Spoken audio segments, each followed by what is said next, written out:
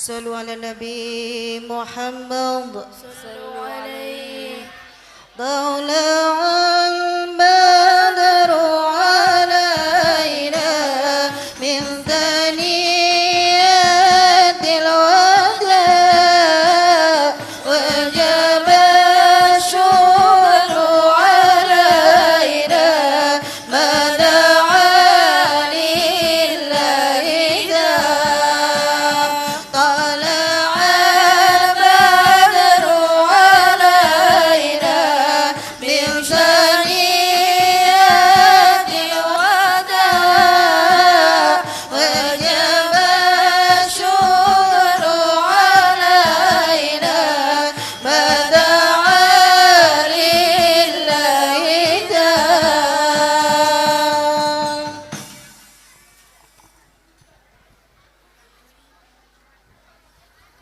Assalamualaikum warahmatullahi wabarakatuh.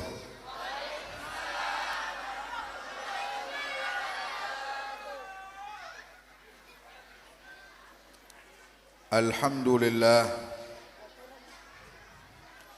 Alhamdulillahi ala ni'matil islam wa kafa biha min ni'mah wa ma bikum min ni'matin fa minallah wa asbagha alaikum ni'amahu zahiratan wa batinah bushra lana ma'syaral islam inna lana minal inayati ruknan ghaira munhadimi lamma da'allahu da'ina li ta'atihi bi akramir rusli kunna akramal umami. Kita bersyukur kepada Allah Subhanahu wa taala di malam ini kita berkumpul dengan tujuan yang indah, dengan tujuan yang agung, memperingati kelahiran Nabi Muhammad sallallahu alaihi wa ala alihi wasallam. Perkumpulan begitu banyak di muka bumi ini dengan tujuan masing-masing. Ketahuilah, segala perkumpulan yang diadakan bukan karena Allah dan Rasulullah, maka perkumpulan yang semacam itu akan hancur pada waktunya dan akan dinistakanlah orang-orang yang berkumpul dengan tujuan selain Allah dan Rasulullah. Dan alhamdulillah, malam ini kita berkumpul di tempat ini untuk Nabi Muhammad sallallahu alaihi wa ala alihi wasallam. Dan kita tahu bahwa apapun yang bernisbah pada Rasulullah, apapun yang melekat berhubungan dengan Nabi Muhammad pasti akan dimuliakan oleh Allah Subhanahu wa taala. Bayangkan ketika Rasulullah sallallahu alaihi wa ala alihi wasallam melakukan Isra wal Mi'raj, beliau diizinkan untuk sujud di hadapan Zatullah Subhanahu wa taala. Dan di saat tersebut Rasulullah tidak diperintahkan untuk mencopot sandalnya. Nabi Muhammad di saat itu tetap sandalnya menempel pada beliau.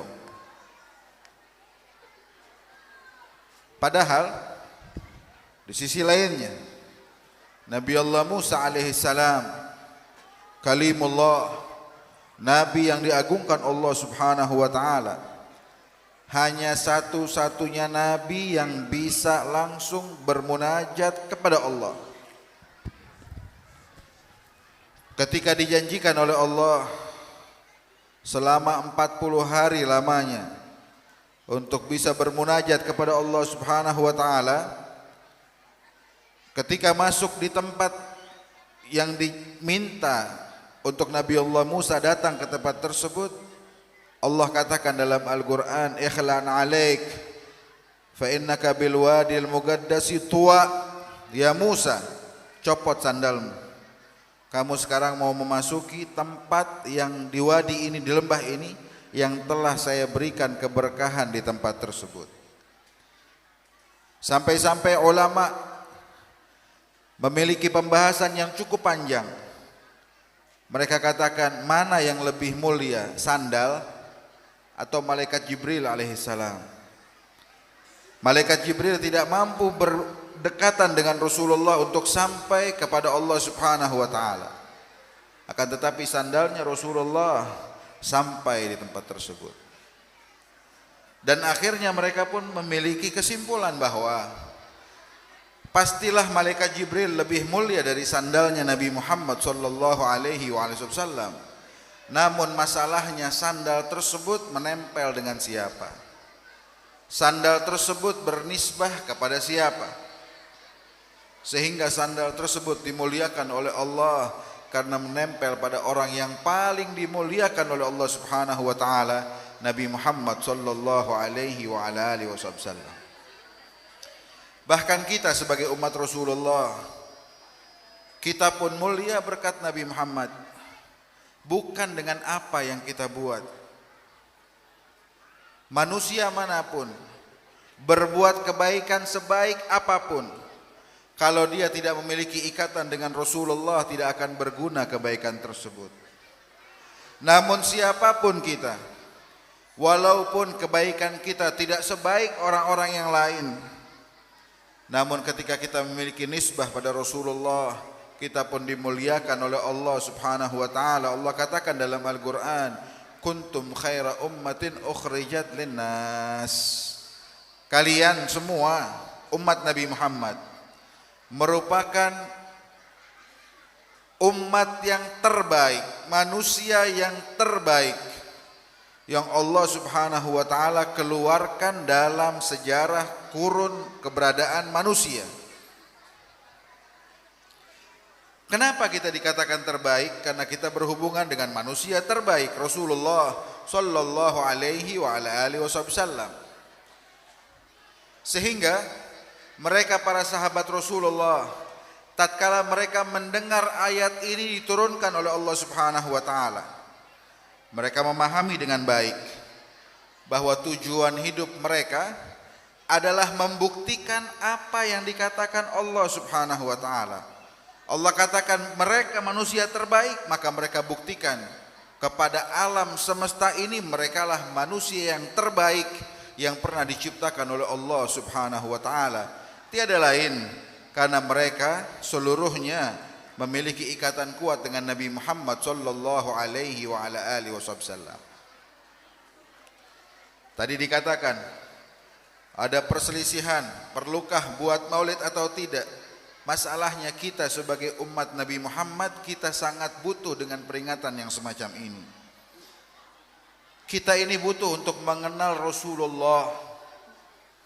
Karena bagaimana kita mengikuti seseorang kalau kita tidak kenal dia? Bagaimana kita ikuti seseorang kalau kita tidak tahu siapa dia? Itu kalau bahasa pepatah, emang kita mau membeli kucing dalam karung? Kita nggak tahu kok kita ikuti. Akan celaka kita ketika kita mengikuti orang-orang yang tidak kita kenal. Inilah yang terjadi di masa kita sekarang ini. Betapa banyak orang-orang dengan mudah mengikuti siapapun dengan melihat casingnya aja. Oh, pakai bajunya rapi, pakai jubah, pakai imamah, pakai sorban. Oh, ini pasti ulama besar, ikuti dia. Omongannya ikut, nanti dulu. Periksa dulu, telaah dulu, apakah sifatnya memiliki kemiripan dengan sifatnya Rasulullah? Apakah tindak tanduknya memiliki kemiripan dengan tindak tanduknya Rasulullah? Itulah yang harus kita ikuti. Mereka para sahabat Rasulullah, mereka ikuti Nabi Muhammad bukan sembarang mereka ikuti saja, tapi mereka kenal dengan baik. Mereka cari tahu dengan baik. Dan mereka semua jatuh hati dengan Nabi Muhammad SAW ketika mereka melihat bagaimana adab, kesopanan, keindahan dari dipekerti Rasulullah sallallahu alaihi wasallam. Kita kalau punya tetangga baik sekali. Tiap hari kita dibawakan makanan tiap hari. Nanti dibawakan buah, nanti dibawakan nasi, soto, tiap hari, nggak pernah absen. Terus setiap ketemu kita dia senyum. Saya mau tanya, kalau ada orang semacam itu tetangga kita, terus ada orang lain mencaci dia, gimana kita? Kita pasti akan bela. Kenapa? Dia baik. Semua tahu dia baik, kok ada yang bilang nggak baik? Nah, ada masalah berarti. Inilah yang dirasakan oleh mereka para sahabat Rasulullah sallallahu alaihi wa ala alihi wasallam. Kalau bisa kita ambil contoh, ada satu orang pendeta Yahudi terbesar di Madinah. Nabi Muhammad ketika masuk ke kota Madinah, kehidupan Rasulullah hidup bersama-sama dengan orang-orang yang beragama lain. Bahkan majelisnya Rasulullah, Nabi kalau kumpul, mereka orang-orang non-muslim ikut kumpul, duduk. Kenapa? Nabi bilang, kullu mauludin yuladu alal fitrah. Setiap bayi yang lahir itu lahir dengan keadaan suci. Maksud suci apa? Suci itu condong ke arah kebenaran, condong ke arah keindahan. Mereka melihat Nabi Muhammad indah dalam segala sisi. Mereka pun terikut. Mereka pun ingin untuk selalu melihat keindahan tersebut. Tahukah kita bahwa kedatangan Rasulullah di kota Madinah, yang mengabarkan kedatangan tersebut pertama kali ada seorang non-muslim. Masyarakat Madinah tiap hari datang ke Thaniyatul Wada'. Mereka tunggu, datang belum datang. Nabi belum datang, balik lagi. Hari kedua begitu lagi. Pagi sore mereka tunggu Rasulullah. Subhanallah, ketika mereka masuk dalam rumah mereka, datang Rasulullah dari jauh. Sebelum masuk Thaniyatul Wada', ada orang-orang bergegas masuk ke dalam kota Madinah, mengatakan kepada ahli Madinah, mereka katakan, ya ahli Madinah, sahibukum gajja. Wahai penduduk Madinah, teman kamu datang tuh, cepat. Keluar semua orang kota Madinah ke Thaniyatul Wada' menyambut kedatangan Rasulullah sallallahu alaihi wa ala alihi wasallam. Disambut Rasulullah sampai masuk ke dalam kota Madinah. Ketika masuk di kota Madinah, karena yang menyambut juga Nabi tahu di Madinah itu begitu majemuk kehidupan, Nabi langsung kasih satu arahan, yang mana arahan tersebut kalau diikuti, dimanapun, siapapun, pasti hidupnya nikmat. Nabi bilang, kata Rasulullah, ya ayyuhan nas. Nabi panggil manusia semua. Apa kata Nabi? Afshus salam. Tebarkan salam dengan ucapan assalamualaikum, dengan perbuatan kedamaian. Saya mau tanya, artinya assalamualaikum itu apa? Apa? Salam sejahtera untuk kamu? Iya. Bukan itu yang diinginkan Rasulullah. Kita suka bilang sama teman kita assalamualaikum, dari tadi assalamualaikum, assalamualaikum. Tahu apa maksudnya? Tahu apa artinya? Kalau kita pulang dengan arti ini satu, cukup buat kita. Dengarkan ini artinya assalamualaikum, kita pulang, kita jalani, cukup. Surga depan mata. Ketika kita katakan kepada siapapun assalamualaikum, kita sebenarnya sedang bersumpah di hadapan Allah Subhanahu wa taala. Kita katakan, saya sumpah di hadapan Allah bahwa saya tidak akan berikan kepada kamu ataupun kalian, siapapun yang kita ajak bicara, kecuali saya akan berikan assalam. Kecuali saya akan berikan ketentraman, kebaikan, kedamaian, segala jenis kebaikan. Kita sumpah di hadapan Allah. Lalu pertanyaannya, apakah pantas kita muslim, pengikut Nabi Muhammad, kita katakan kita cinta Rasulullah, setelah kita ucapkan salam, tapi di belakang kita fitnah orang tersebut? Setelah kita ucapkan salam, kita buat propaganda untuk menghancurkan orang itu. Di mana sumpah kita di hadapan Allah Subhanahu wa taala? Ada salam. Nabi bilang afsyus salam, tebarkan kedamaian. Ada muslim, ada non muslim, tebarkan kedamaian. Ini kita butuh semua. Wasilul arham, ikatkan persaudaraan. Karena mereka banyak yang berkeluarga. Dalam keluarganya ada muslim, ada non muslim. Nabi bilang wasilul arham, ikat persaudaraan. Wa at'imut ta'am, saling berbagi makanan. Kita terkadang sama tetangga setahun nggak pernah bagi-bagi makanan.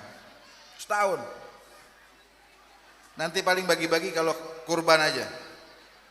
Sekalian sudah, jadi nggak rugi. Kalau tiap hari rugi kita bagi-bagi lah. Nabi Muhammad sampai mengajarkan pada kita, kalau masak sayur, banyakin kuahnya. Airnya lebih banyak. Biar kenapa? Biar bisa bagi-bagi tetangga.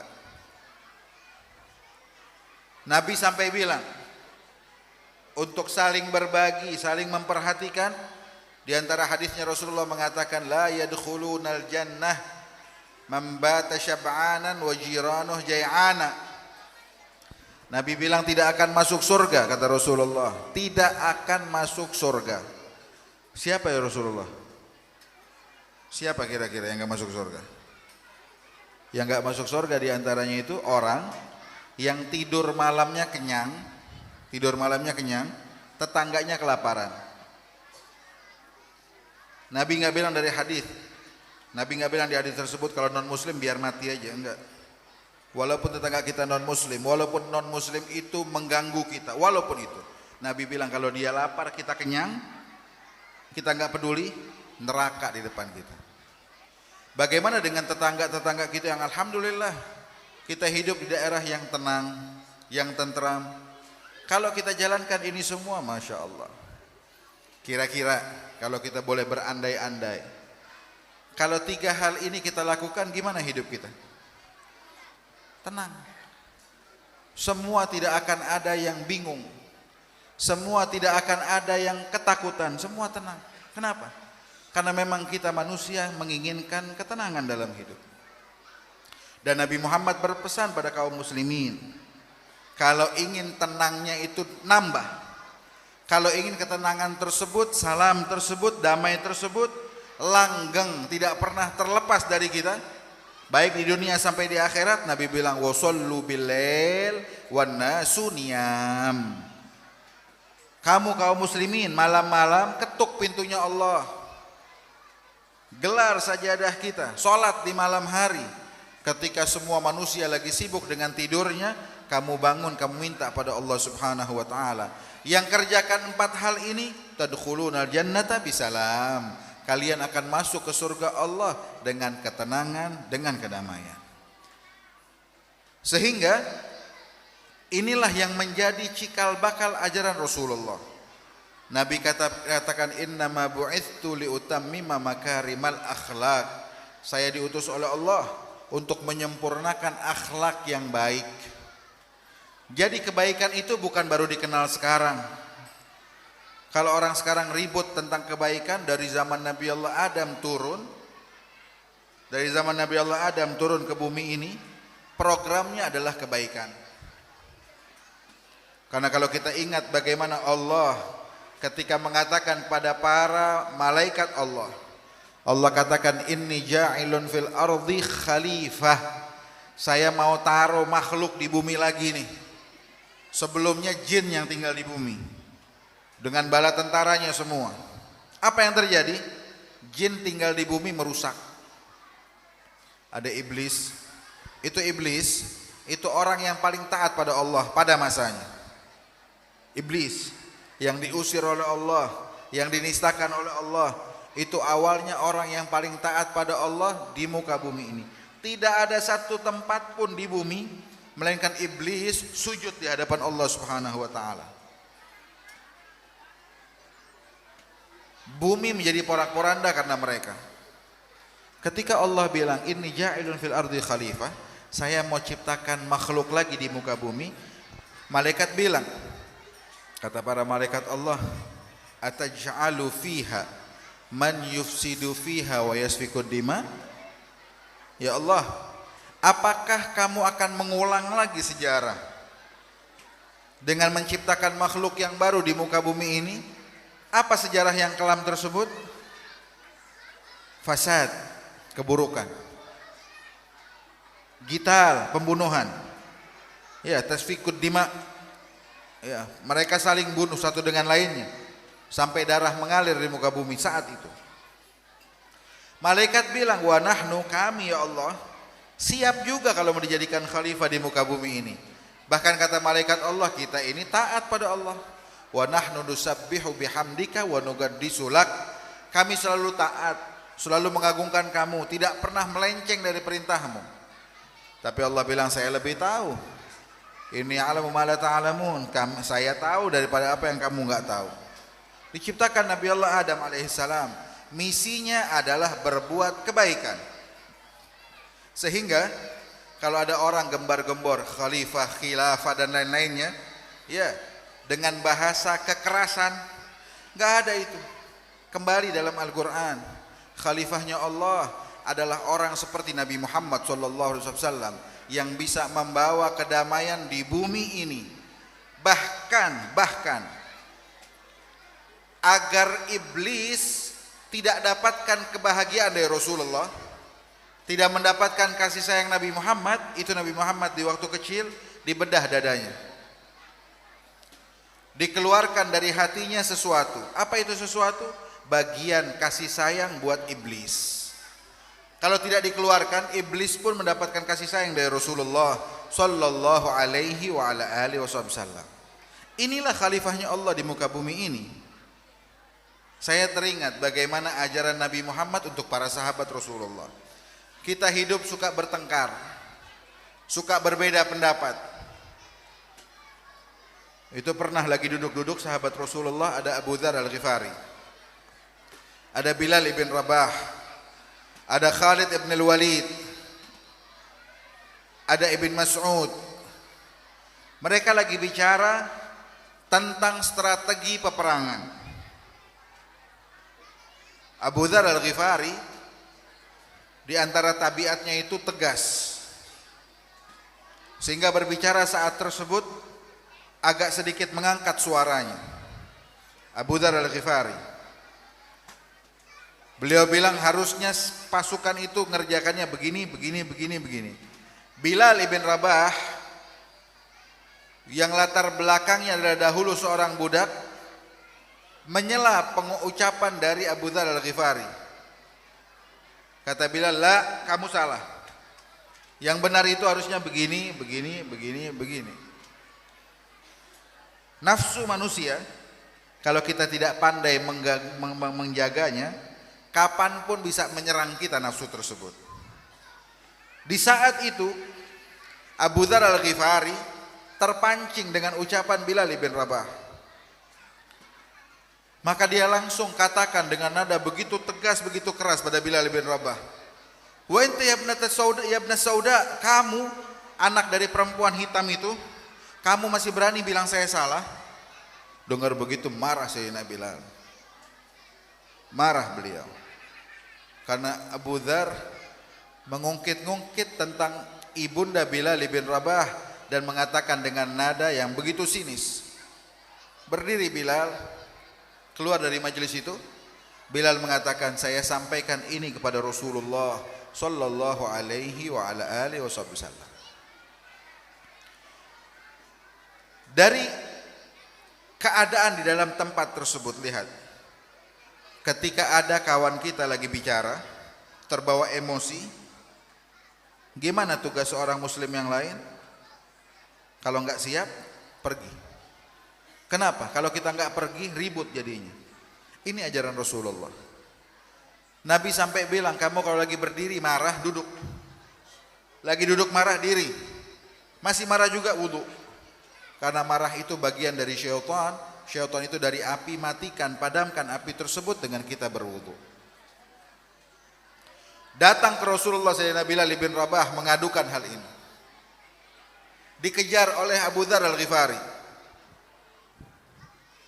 Sampai di hadapan Rasulullah ada Abu Dzar, ada Bilal bin Rabah. Nabi tidak menoleh pada Abu Dzar. Nabi katakan pada Abu Dzar, "Ya Abu Dzar, benar apa yang kamu bilang pada Bilal bin Rabah?" Dia bilang, "Benar ya Rasulullah. Sahabat semacam ini selalu siap mengaku salah kalau mereka salah. Iya, saya salah. Sehingga langsung di tempat dibenahi oleh Rasulullah." Beliau bilang, "Benar ya Rasulullah, saya ucapkan kalimat itu." Apa kata Nabi Muhammad? "Kamu ini orang yang masih ada di hatimu itu benih-benih jahiliyah." Benih jahiliyah, apa itu benih jahiliyah? Masih memenangkan, oh ini orang hitam, ini orang putih, ini nah, masih membedakan ras dan golongan, itu pikiran jahiliyah. Jadi pikiran modern nggak ada kayak begitu. Nabi Muhammad membawa modernisasi. Yang kayak gitu jual, buang. Tidak laku sudah di zamannya Rasulullah. Kenapa? Ini udah kuno. Mendengar hal itu, Abu Dzar Al-Ghifari datang ke Rasulullah, nangis minta, "Ya Rasulullah, bacakan istighfar buat saya di hadapan Allah. Nyesal senyesal-nyesalnya." Sampai Nabi bilang, "Kamu minta maaf sama Bilal bin Rabah." Dia lari, Abu Dzar Al-Ghifari keluar dari pintu. Tahu apa yang beliau lakukan? Beliau tidur di pintu tersebut. Beliau tidur di pintu tersebut, beliau letakkan pipinya ke atas. Dia bilang pada Bilal, "Wallahi ya Bilal, demi Allah, kamu gak boleh keluar dari sini melainkan kamu harus injak pipi saya ini." Lihat bagaimana cara mereka menghancurkan nafsu mereka dan bagaimana mereka memperlihatkan penyesalan mereka di hadapan Allah Subhanahu wa taala. Bilal melihat saudaranya sedemikian, dibangunkan Abu Dzar Al-Ghifari, mereka berpelukan berdua, mereka menangis di hadapan Nabi Muhammad sallallahu alaihi wasallam. Inilah ajaran Rasulullah.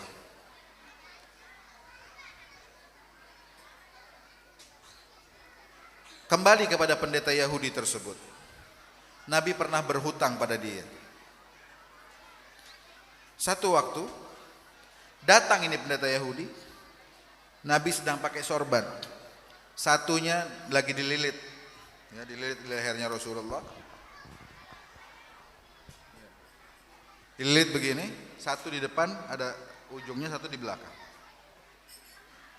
Lalu pendeta tersebut datang menarik ujung sorban dari belakang, ditarik sekuat tenaga. Sambil dia katakan, "Idfa' dainak ya Muhammad, bayar hutangmu ya Muhammad." Nabi nggak bisa nafas. Sayyidina Umar bin Khattab lihat kayak begitu, mengeluarkan pedang. Nabi tahan. Ini orang lihat pedang mulai keluar, dilepas Rasulullah. Nabi langsung bilang pada Sayyidina Umar, "Ya Umar, saya dengan dia lebih butuh nasihat kamu dibanding pedangnya kamu." Kaget Sayyidina Umar. Saya mau tanya, kira-kira kita zaman sekarang, kita ini orang, manusia ya, manusia, kita punya bodyguard lengkap dengan senjatanya. Ada orang nyakitin kita, apa yang kita perintahkan pada bodyguard kita? Hah? Kita suruh sakiti itu orang. Terus kita berlagak lagi, wah ini orang nih mengganggu saya ini ustadz, berarti ini orang gak suka dengan Islam, wah bunuh. Ini bukan ajaran Rasulullah. Nabi ditarik, mau gak bisa nafas Rasulullah. Kata Rasulullah, "Ya Umar, saya sama dia lebih perlu dengan nasihatmu dibanding pedangmu." Kata Sayyidina Umar, "Ya Rasulullah, menasihati kamu?" Dia bilang, "Nah, nasihati saya." "Gimana?"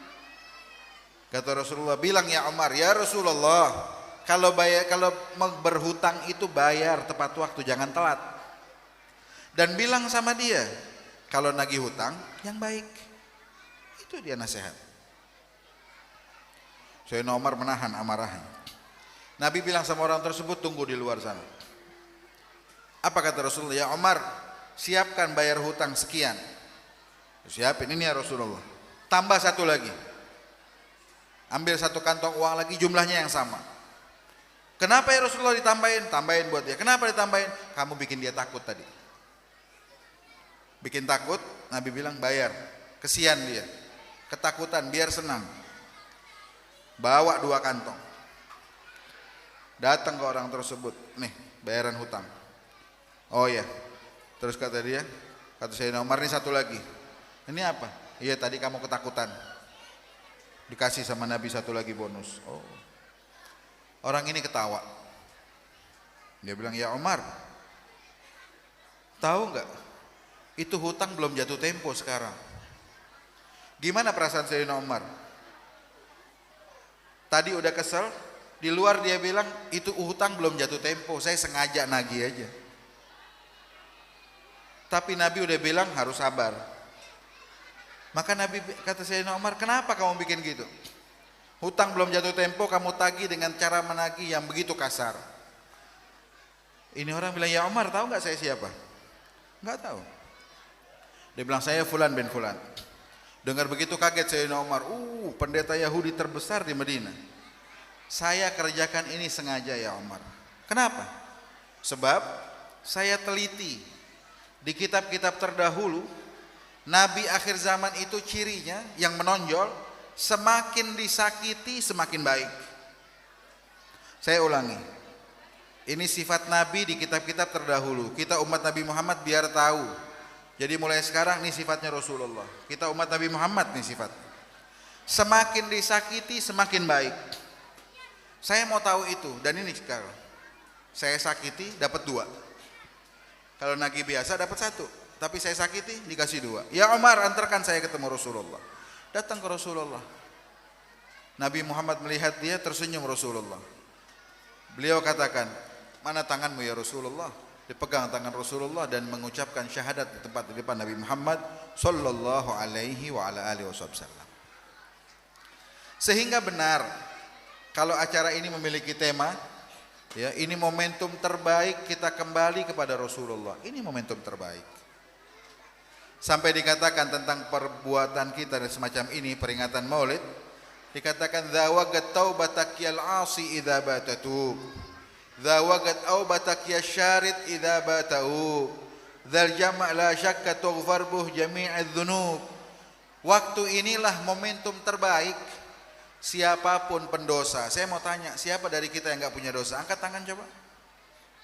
Ada yang bisa angkat tangannya? Kita nggak punya dosa. Kita semua berdosa. Inilah momentum terbaik buat kita balik kepada Allah. Untuk kita taubat pada Allah. Untuk kita mengakui kesalahan kita di hadapan Allah. Kenapa?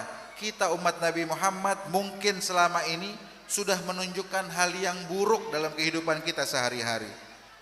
Sudah saatnya kita di saat ini gembirakan hatinya Rasulullah dengan kita menggali bagaimana akhlak dan budi pekerti Nabi Muhammad. Kita ingin masyarakat manapun ketika melihat kita ingat Rasulullah.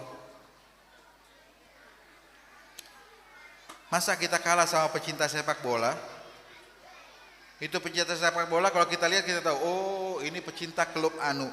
Oh ini pecinta klub anu. Masa kita kalah dengan itu? Kita ini pecintanya Rasulullah. Kenapa kita tidak bikin orang lain ketika melihat kita ingat, ini pasti umatnya Nabi Muhammad. Ini pasti umatnya Rasulullah. Mereka orang-orang di Mekah, mereka musuhi Nabi Muhammad. Mereka perangi Rasulullah. Tapi terus terang, mereka tidak pernah percaya orang lain selain Nabi Muhammad. Mereka perangi. Tapi kalau ditanya siapa orang yang terbaik, mereka bilang Nabi Muhammad. Itu orang terbaik. Walaupun mereka tergoda dengan nafsu mereka, dengan ego mereka, dengan gengsi mereka, mereka nggak mau beriman dengan Rasulullah.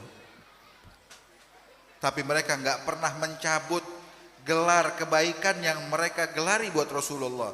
Nabi Muhammad dikatakan Al-Amin, As-Sadiqul Amin, orang yang jujur, yang bisa menjaga amanah. Nggak pernah dia cabut itu gelar sampai meninggalnya Rasulullah. Apakah pernah orang-orang di Mekah, para musyrikin bilang mulai sekarang gelar itu kita cabut? Kenapa? Nggak sejalan lagi dia. Enggak. Ada satu orang datang ke Rasulullah. Datang dengan begitu arogan. Dia bilang, "Ya Muhammad, saya lihat kayaknya saya bakal bunuh kamu." Mengancam Rasulullah. Nabi tersenyum, Nabi bilang, "Kayaknya enggak deh. Kayaknya kamu yang bakal saya bunuh, kayaknya begitu." Udah. Selesai itu obrolan. Ketika panggilan pertama kali peperangan di Badar. Peperangan di Badar, peperangan yang tidak disangka-sangka akan terjadi peperangan. Nabi dengan sahabat juga nggak siap. Cuma orang dari Mekah datang untuk membantu kelompok mereka yang mereka diisukan kelompok tersebut dibegal oleh kelompoknya Muhammad. Berangkat ini semua. Ada satu orang musyrikin ini, dicari mana dia? Nggak ada. Dicari sama sahabatnya nggak ketemu. Dicari ke rumah, dicari kemana nggak ada. Akhirnya orang tahu dia ngumpet dalam rumahnya. Takut untuk keluar. Kenapa? Dia ini yang pernah Nabi bilang nanti kemungkinan saya yang bunuh kamu. Nggak berani keluar dari rumah. Cari alasan. Sampai akhirnya orang-orang Mekah bawain baju perempuan. Apa kita bilang, daster kali ya, bawa daster ke rumah tuh orang. Dia bilang, "Kamu ikut keluar sekarang atau pakai daster depan kita? Ganti baju sekarang." Gengsi dia, ikut keluar. Tetap dalam hatinya ketakutan itu ada. Kenapa? Nabi pernah bilang, "Kamu mungkin saya yang bunuh." Di perang Badar subhanallah ketemu dengan Rasulullah, berhadapan dengan Nabi Muhammad. Untuk menutupi ketakutannya, dia serang Rasulullah. Nabi senyum. Akhirnya Nabi dengan pedangnya menggores leher orang tersebut. Ini orang tergores, lari sejadi-jadinya. Teriak-teriak sampai peperangan berakhir, dia masih teriak-teriak, "Muhammad bunuh saya, Muhammad bunuh saya." Teman-temannya bilang, "Bunuh apa? Kamu cuma tergores aja sedikit, nggak bakal mati orang kayak begitu." Dia bilang, enggak. Muhammad sudah bilang pasti kejadian, saya pasti mati, dia yang bunuh saya. Dan benar, nggak pulang ke Mekah melainkan mati ini orang di tengah jalan. Tapi yang unik, lihat keyakinan mereka atas ucapan Rasulullah. Nabi sudah bilang pasti terjadi. Saya mau tanya, relakah kita untuk kalah dengan orang tersebut yang tidak beriman ketika orang ini meyakini ucapan Nabi Muhammad? Kita harusnya menjadi orang yang lebih memegang ucapannya Rasulullah dibanding dia. Nabi tidak pernah ucapkan apapun melainkan itu wahyu dari Allah Subhanahu wa taala. Dan ajaran Rasulullah semua baik. Kalau sampai ada orang melihat ajaran Nabi Muhammad tidak baik, ketahuilah akan datang waktunya kita dihadapkan di hadapan Allah Subhanahu wa taala. Allah katakan, "Waqifuhum innahum mas'ulun." Hentikan mereka semua, mereka harus disidang di hadapan Allah semuanya. Dan di saat tersebut ada Nabi Muhammad sallallahu alaihi wasallam. Apa yang mau kita ucapkan di hadapan Rasulullah? Kalau Nabi bertanya pada kita, "Kenapa ketika kamu hidup di muka bumi ini orang lain melihat Islam itu begitu hina? Orang melihat Islam itu begitu berbeda dengan aslinya." Apa yang mau kita buat? Apa yang mau kita katakan di hadapan Rasulullah? Itu sampai Syekh Ramadan Al-Buti rahimahullah, beliau sampai bilang, "Saya bingung dengan orang zaman sekarang, bingung. Ini agama Islam yang mana yang mereka bela? Apakah agama yang dulu dibawa Rasulullah tapi berbeda?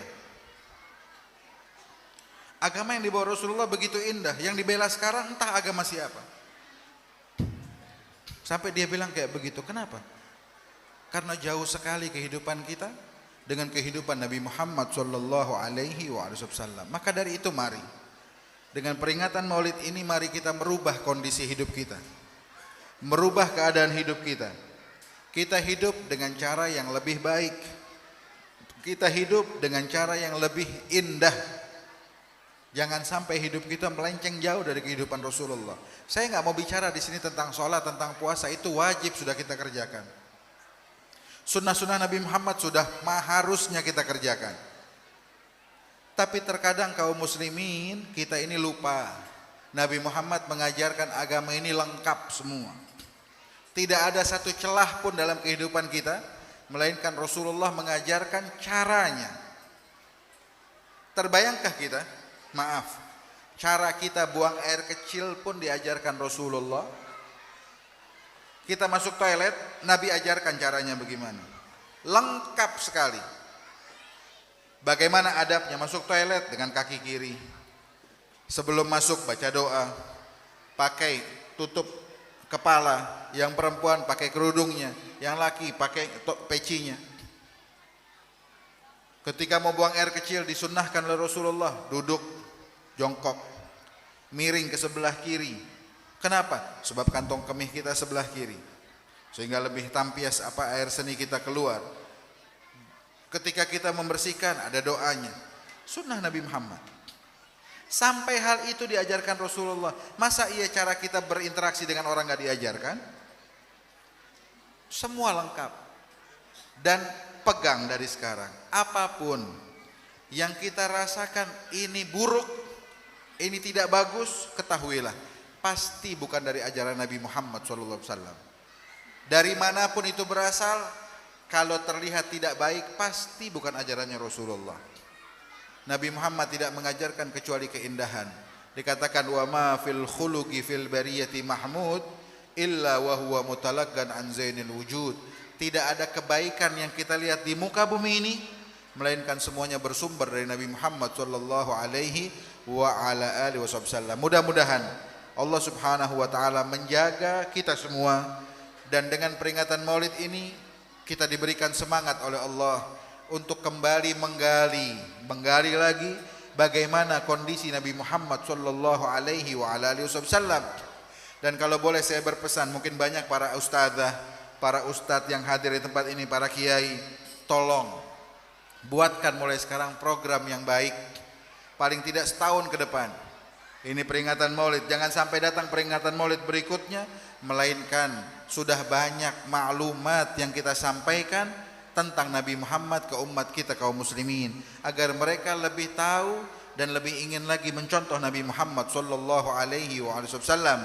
Dan kita pun pesan pada orang-orang yang ngaji, ya, pada ibu-ibu, bapak-bapak kalau ngaji, minta sama ustadz kita, ustadz di sela-sela ngaji ini cerita dong tentang Rasulullah. Setiap satu kali pengajian satu aja sifat Nabi Muhammad diceritakan pada kita. Ya, kalau kita mengaji sehari misalkan seminggu sekali kita ngaji.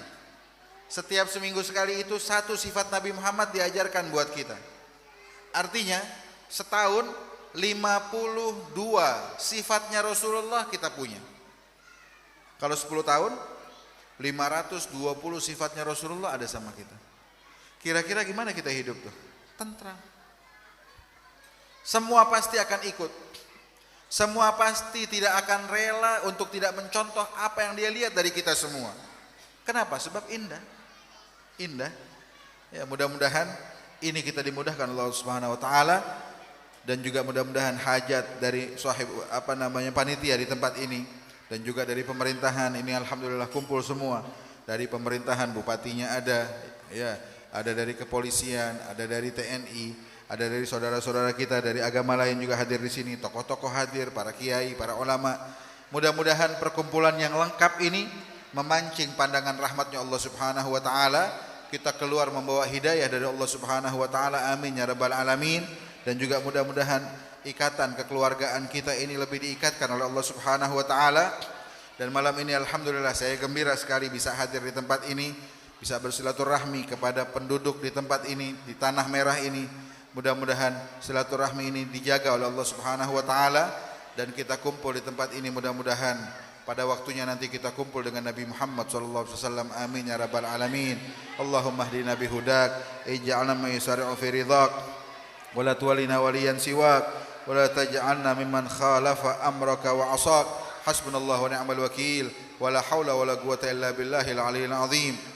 Allahumma lakal hamdu syukra ولك المن فضلا وأنت ربنا حقا ونحن عبيدك رقا وأنت لم تزل لذلك أهلا يا ميسر كل عسير ويا جابر كل كسير ويا صاحب كل فريد ويا مقوي كل ضعيف ويا مأمن كل مخيف يسر علينا كل عسير فتيسير العسير عليك يسير اللهم يا من لا يحتاج إلى البيان والتفسير حاجاتنا إليك كثير حاجاتنا إليك كثير حاجاتنا إليك كثير وأنت عالم بها وخبير اللهم إنا نخاف منك نخاف من يخاف منك نخاف من لا يخاف منك اللهم بحق من يخاف منك نجنا ممن لا يخاف منك بحرمة سيدنا محمد الحسنى بعينك التي لا تنام واكنفنا بكنفك الذي لا يرام وارحمنا بقدرتك علينا فلا نهلك وأنت ثقتنا ورجاؤنا وصلى الله على سيدنا محمد وعلى آله وصحبه وسلم والحمد لله رب العالمين. Kurang lebihnya mohon maaf. Assalamualaikum warahmatullahi wabarakatuh.